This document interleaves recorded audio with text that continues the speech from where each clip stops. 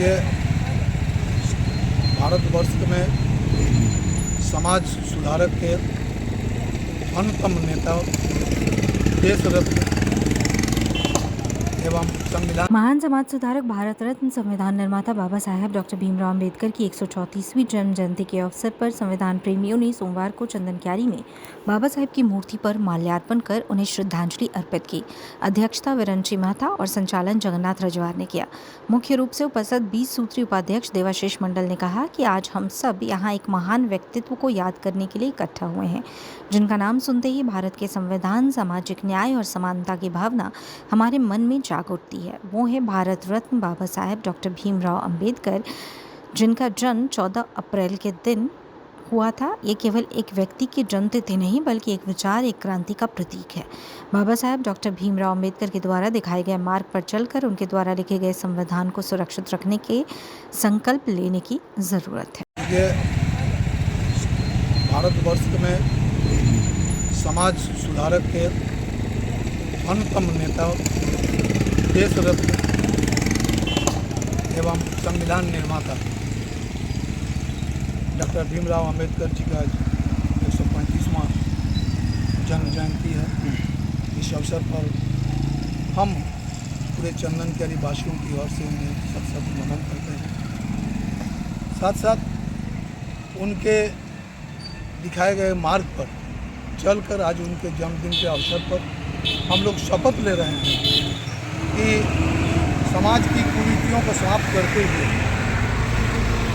देश को सुचारू रूप से संचालन करने के लिए जो विश्व का बृहत्तम संविधान का उन्होंने निर्माण कर उसमें सभी जाति, सभी धर्म, सभी वर्ग के लोगों को अपना अधिकार निहित करते हुए देश को सुसज्जित कर सही रूप से संचालन करने का दिशा निर्देश दिए हैं।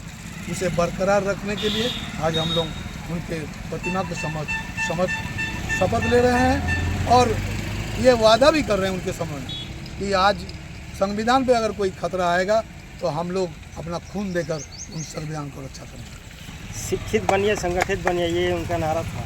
इस संदर्भ में क्या देखिए, जब तक आप शिक्षित नहीं बनिएगा तो आप अपना अधिकार को नहीं समझिएगा और संविधान को पढ़ने के लिए शिक्षा की ज़रूरत है और समझने के लिए शिक्षा का ज़रूरत है। तो इसलिए उन्होंने ठीक कहा कि पहले आप शिक्षित बनिए, शिक्षित बन के अपना अधिकार को समझिए और उसके बाद अधिकार के लिए आप लड़िए, ये संघर्ष करिए। ये उनका जो भावना था और उन्होंने जो मार्गदर्शन हम लोगों को दे के किया है, हम लोगों को उसी रास्ते पर चलकर अपना हक अधिकार सरकार के सामने लेने का लिए चरणबद्ध, अगर ज़रूरत पड़े तो आंदोलन करने की भी बात आएगी तो हम लोग आंदोलन। कल आपके सहयोगी दल जयराम कोर्ट से जो हाफिजुल अंसारी जी मंत्री हैं, उन्होंने एक बयान जारी करते हुए कहे हैं कि मैं संविधान को अपना हाथ में लेकर के चलता हूँ। इसे आप किस नज़रिए से देखते हैं? देखिए, मंत्री हैं, निश्चित रूप से संविधान के अनुरूप उनको चलना होगा और वो संविधान हाथ में, हम पूरे भारतवर्ष के लोगों को हाथ में अपना संविधान लेके चलना चाहिए। अगर ज़रूरत जहाँ पर पड़ेगा तो हम अपने धारा के अनुसार हम अपना अधिकार ले सकें।